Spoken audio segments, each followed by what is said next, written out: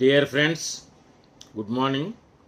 ఈరోజు సత్పురుషుల సాంగత్యం గురించి వీడియో చేస్తున్నాను. మానవులు ఎల్లప్పుడూ సత్పురుషుల సాంగత్యంలో గడపాలి. ఎందుకనగా సత్పురుషులు ఎన్నడూ కూడా వారి మనసులో ఇతరుల గురించి చెడుగా ఆలోచించరు. ఎల్లప్పుడూ కూడా ఇతరులకు మేలు చేయాలని మాత్రమే ఆలోచిస్తారు. అలాంటి వారు ప్రతి ఒక్కరిలోనూ మంచిని మాత్రమే చూస్తారు, చెడుని ఎప్పుడూ చూడరు.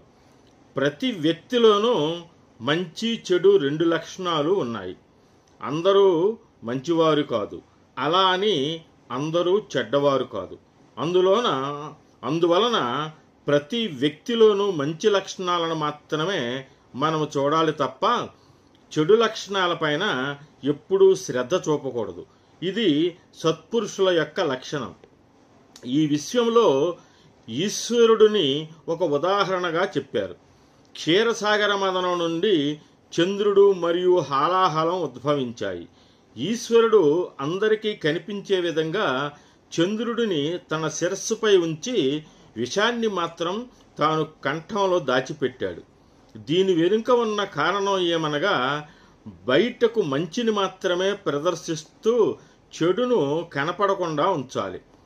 పండితుడు మంచి చెడు రెండింటినీ సమగ్రంగా గ్రహించి మంచిని స్వీకరించి చెడును నియంత్రిస్తాడు.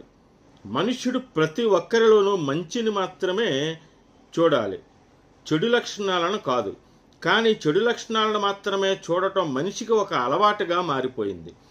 ఒక వ్యక్తి ఎన్నో పనులు చేసినప్పటికీ మంచివి, అతనికి ప్రశంసలు కూడా రావు. అలా కాకుండా ఒక్క తప్పు చేస్తే మాత్రం ఆ తప్పును మాత్రమే మనుషులు గుర్తిస్తారు. ఇది మనిషి యొక్క స్వభావం. కానీ సత్పురుషులు అలా కాదు, మంచిని మాత్రమే స్వీకరించి చెడును పారద్రోలుతారు. అందువలన మనము ఎప్పుడూ కూడా సత్సాంగత్యంతో ఉంటే మనము కూడా మంచి లక్షణాలను పొందుతాము.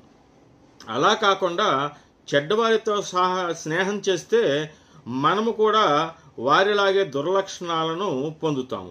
ఎల్లప్పుడూ కూడా సజ్జన సాంగత్యం వలన ప్రాపంచిక విషయములు దూరమయ్యి ఆత్మతత్వము తెలుసుకున్నటకు సహాయపడుతుంది.